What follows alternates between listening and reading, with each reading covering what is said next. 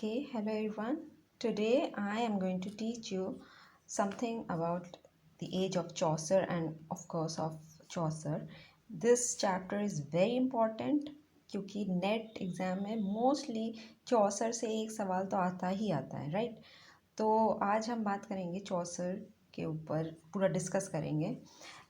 Before starting with about Geoffrey Chaucer, let us first know the historical events that took place during the time when Chaucer was present, right? So सबसे important event जो चौसर के time में था, that was the beginning of 100 Years War. Okay, तो ये आपको याद रखना होगा. 100 Years War का जो था, it was between England and France. And year आप याद रखिएगा 1338 से स्टार्ट हुआ था एंड 1453 में एंड हुआ था. फाइन. एंड इस वॉर में अगर आपको याद हो तो फ्रांस वॉज विक्टोरियस, लेकिन इससे फ़ायदा ये हुआ था कि फ्रांस एंड इंग्लैंड थोड़ा अलग अलग हो गए थे. लाइक नॉर्मन कॉन्क्वेस्ट के बाद ये हुआ था that the French rulers were also controlling England, right?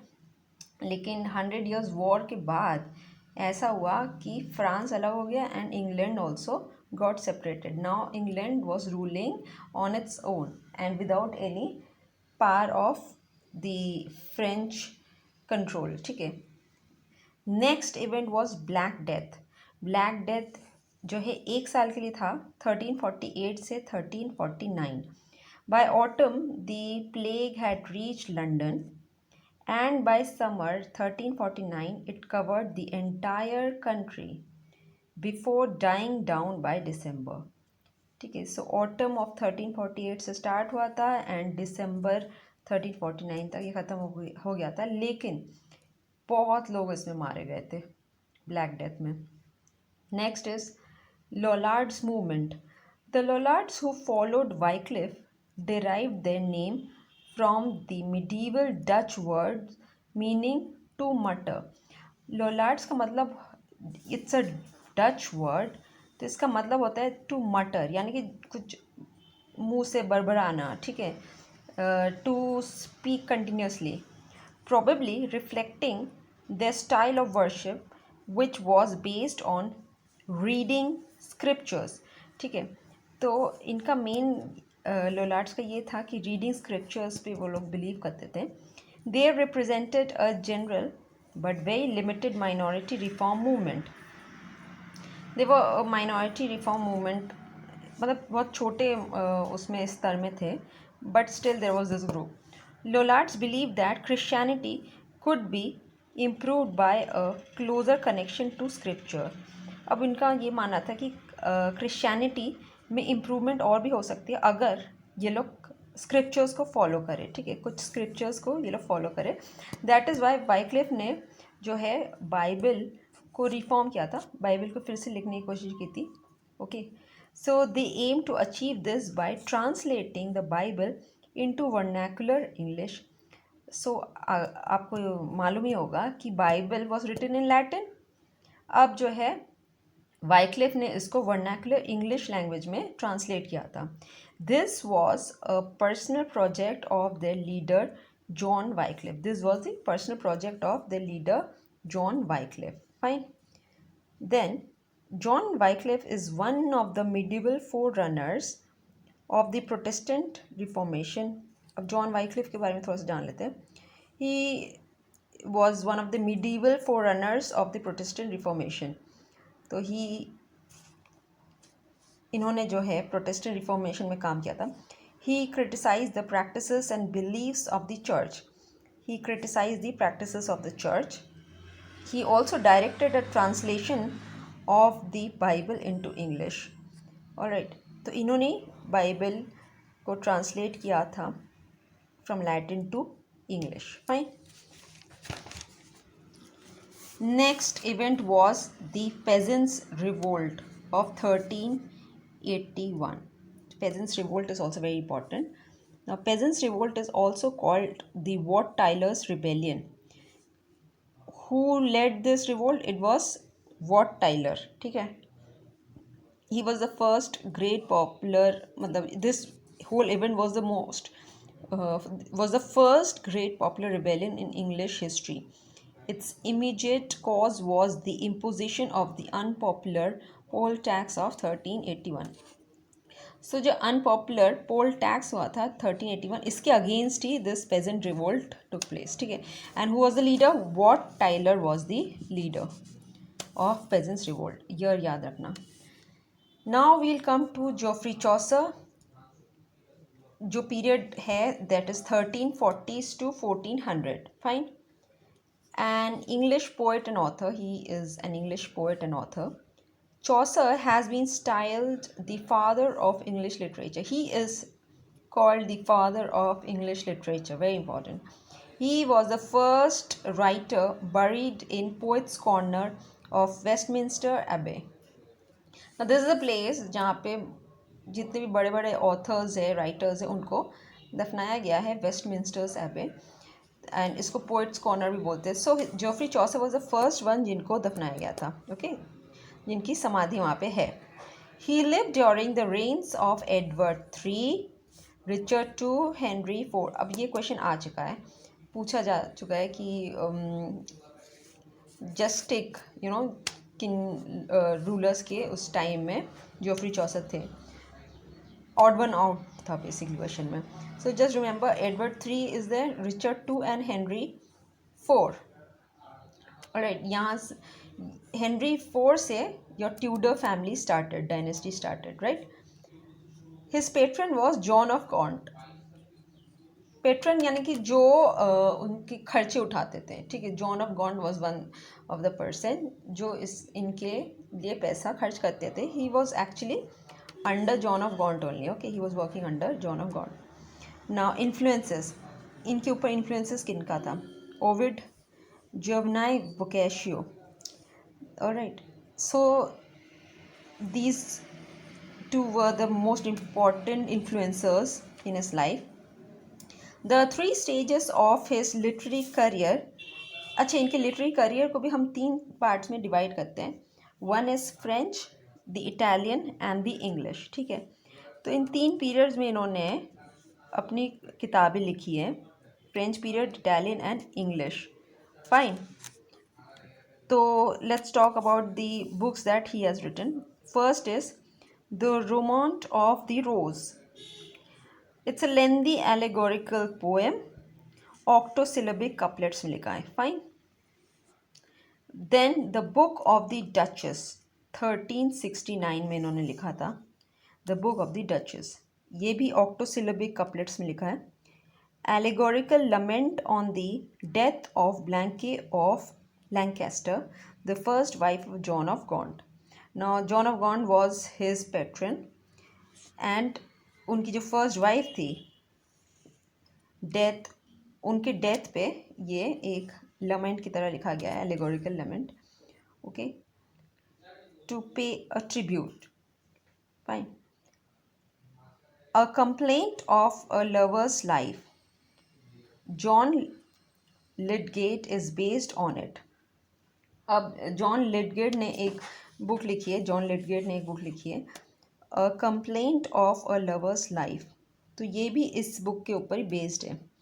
Now John Lydgate's Complaint of a Lover's Life, also called the Complaint of the Black Knight, begins, like many medieval love narratives, by introducing a narrator who is spurred by unhappiness or dissatisfaction to tell another's melancholy tale.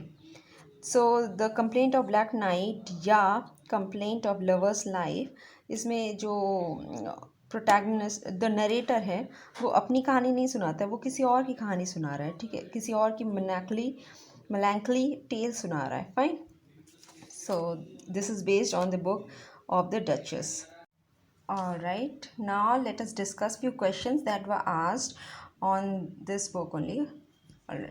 The death of ये जो book है, the book of the Duchess, इस पे. Which poem by Chaucer was written on the death of Blanche, wife of John of Gaunt?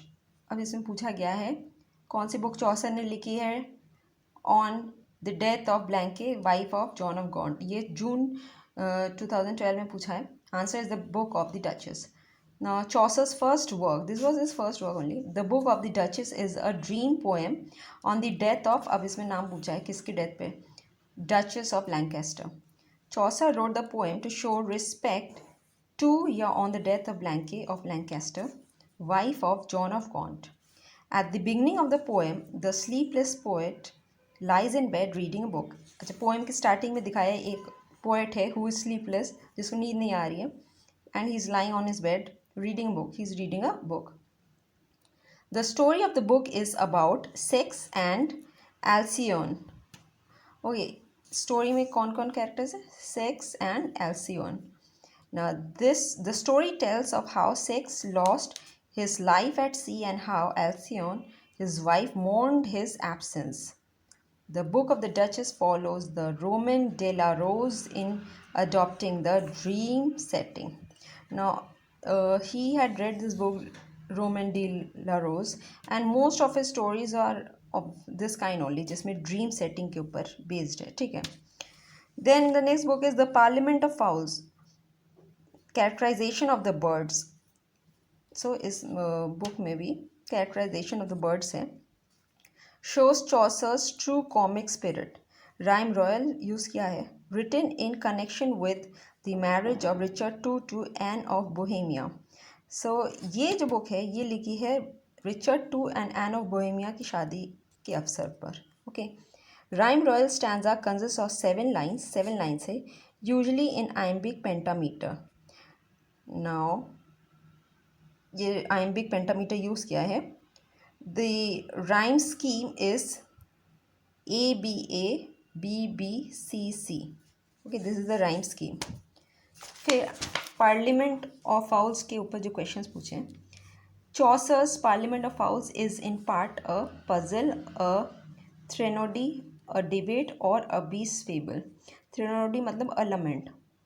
But of course ये लमेंट नहीं है because ये उनकी शादी के अवसर पर लिखी गई है Richard II and Anne of Bohemia के मैरिज पे. So it's obviously not a lament, it's a good thing, मतलब हैप्पीनेस के ऊपर है. So it's a puzzle, it's debate also, इसमें डिबेट भी होता है, and it's a beast fable. The Parliament of Fowls, a dream poem, shows the influence of Dante and of Boccaccio on Chaucer. In the Parliament, we witnessed an inconclusive debate about love among the different classes of birds. The Parliament of Fowls contains a mixture of comedy and serious speculation about the puzzling nature of love. Alright, that's a puzzle bhi hai, debate bhi hai, and of course it's a beast fable. Next book is The Legend of Good Women. Intention of telling 19 tales of virtuous women of antiquity. अच्छा, इनका ये intention था कि कुछ ऐसे women के ऊपर लिखे जिनका कुछ ग्रेट पास्ट रहा हो. एंटिक्विटी मीन्स हिस्टोरिक पास्ट, मतलब बहुत ही इन्फ्लुएंशियल वुमेन के ऊपर लिखे, ग्रेट पास्ट और हिस्ट्री जिनके ऊपर हो. सो ही इनका ये इरादा था कि 19 टेल्स लिखेंगे, but he manage to finish 8 tales, okay, and the 9th only begun. तो अगर क्वेश्चन पूछा जाए कि कितने टेल्स लिखे तो 9 टेल्स लिखे. And who were the characters, Cleopatra के ऊपर लिखा है, डीडो लिखा है, थिस्बी के ऊपर, हिप्सिफाइल एंड मीडिया, ल्यूक्रीसी, फिर Ariadne, okay, Philomela, Phyllis, Hypermnestra. First known attempt in English to use the heroic couplet. Again heroic couplet use किया गया है. These are the Roman names, okay. So just learn the names. That's it. How many legends of good women could Chaucer complete in his The Legend of Good Women? See, question has been asked in December 2014, and the answer is 9. Alright, 9 tales उन्होंने लिखी है. Then the next book is The House of Fame. Which Chaucerian text parodies Dante's The Divine Comedy? तो ये question है, डांटे के divine comedy के ऊपर ही कुछ बेस्ड है ये book. Name the book. then the answer is The House of Fame. The House of Fame was written in 1384, is an ambitious poem, again set out as a dream. Again ये set जो setting है वो dream setting है। It resembles Dante's the Divine Comedy in being a dream, and just as Dante represented himself as being guided by Virgil, so does Chaucer tell us how he was guided by an eagle. जैसे डांटे ने the divine of comedy में बोला है कि Dante was guided by Virgil, Virgil ने Dante को guide किया था ड्रीम में। So Chaucer was also guided by an eagle. It is a dream allegory type, octosyllabic couplets use किया है। The next book is Troilus and Cresside. It's a long poem adapted from Boccaccio's Il Filostrato. Rhyme royal stanza use किया है। Only the Knight's Tale can be compared with the sustained narration of Troilus. Knight's Tale में Troilus की narration को थोड़ा बहुत use किया है। इसमें एज सच कोई क्वेश्चन नहीं पूछा गया है, but still just go through this points, fine. Then कुछ और कोटेशंस है, let us go through these quotations. अच्छा, Chaucer's dialect was East Midland dialect, ये डायलेक्ट ये यूज़ करते थे, East Midland dialect. Then Lowes ने कहा है he found English a dialect and left it a language. Spenser ने कहा है the well of English undefiled, undefiled मतलब प्योर, मतलब इंग्लिश को प्योरिटी दी है, and that is Chaucer. And who said this? Spenser. With him is born a real poetry, ये भी Spenser ने कहा है। हियर इज़ गॉड्स प्लेंटी, ये ड्राइडन ने कहा है। ऑलराइट, तो अभी हमने जस्ट डिस्कस किया है the events that took place during Chaucer's period. Then थोड़ा बहुत हमने जोफ्री चौसर के बारे में सुना, जाना, एंड कुछ बुक्स के बारे में हमने जाना। In my next video, I will discuss about the Canterbury Tales, which is very important, and एक question तो पूछते ही पूछते हैं इससे, fine. So till then, have a good time and like my video. I will come back to you with my Canterbury Tales notes. So please like my video and share it. Have a good day. Bye bye.